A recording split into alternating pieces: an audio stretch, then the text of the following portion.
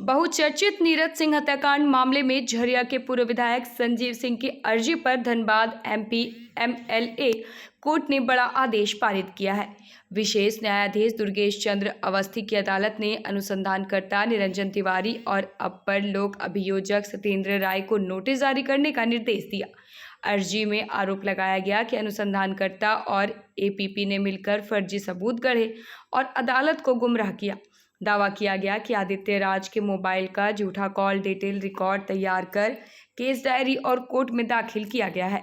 वहीं संजीव सिंह के मोबाइल का भी 13 अगस्त 2025 को 2 पन्नों का फर्जी CDR प्रदर्श 16/4 के रूप में पेश किया गया, जबकि असली प्रदर्श 16/4 नोडल ऑफिसर से प्रमाणित दस्तावेज था, जिसमें स्पष्ट था कि 15 से 23 मार्च 2017 तक आदित्य राज गिरिडीह में मौजूद था।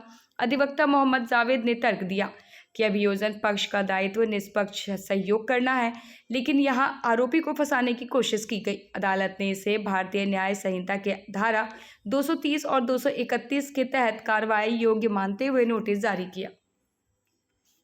एक महत्वपूर्ण विषय आपसे साझा करने के लिए हम यहाँ पर मौजूद हैं, क्योंकि ये जो विषय है ये पुलिसिया तंत्र पे एक सवाल है और वैसे पुलिसकर्मी जो गलत करते हैं, अपने पावर ऑफ पोस्ट का मिसयूज करते हैं, उनको जो है न्यायालय का एक संदेश है। नीरज हत्याकांड में संजीव सिंह को फंसाने के लिए केस के अनुसंधानकर्ता निरंजन तिवारी ने फर्जी दस्तावेज तैयार किए और उन्हें न्यायालय में प्रस्तुत किया। फर्जी झूठे साक्ष्य को ला करके झूठे गवाहों को खड़ा किया इन्फॉर्मेंट के साथ साजिश रच के कि किसी तरह संजीव सिंह का कैपिटल पनिशमेंट सिक्योर कर सके। और इतना ही नहीं, शपथ लेके न्यायालय में उन्होंने झूठा बयान दिया, वैसे तथ्यों के बारे में अपने मुख्य परीक्षण में बातें कही जो रिकॉर्ड पे नहीं था। ये सब कुल मिला के जो है ये दिखा रहा था कि किसी तरह भी संजीव सिंह का कन्विक्शन चाहते हैं ये लोग।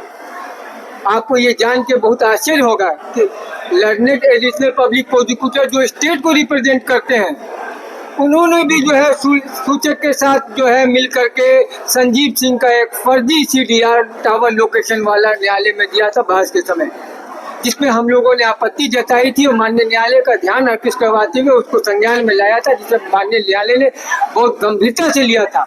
इन्हीं सभी बातों को ध्यान में रखकर हम लोगों ने संजीव सिंह की तरफ से 20 अगस्त 2025 को एक धारा 344 में आवेदन देकर ये अनुरोध किया था कि एडमिनिस्ट्रेशन ऑफ जस्टिस के साथ खेल रहे हैं, प्रभावित कर रहे हैं, तो ऐसे लोगों के खिलाफ कार्रवाई हो, इन पे मुकदमा दर्ज हो और इन पे कार्रवाई हो।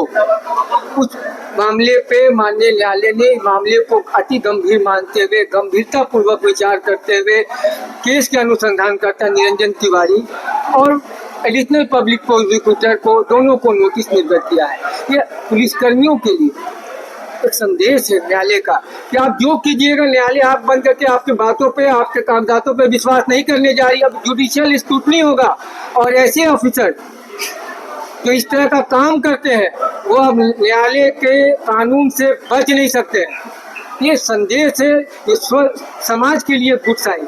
इस मामले में संजीव सिंह 8 साल कुछ महीना जेल में काटे, तो अब क्या इनका ये कार्यकाल या फिर वो वापस लौटेगा 8 साल कुछ महीना? देखिए, जो गुजर गई दिने, जो सालें गुजर गई, जो महीने गुजर गए, वो तो वापस नहीं हो सकता है, मगर हम लोग इसको बहुत लाइटली नहीं ले रहे हैं। आपके माध्यम से मैं साफ कर दूं कि इसको हम लोग छोड़ने नहीं जा रहे हैं।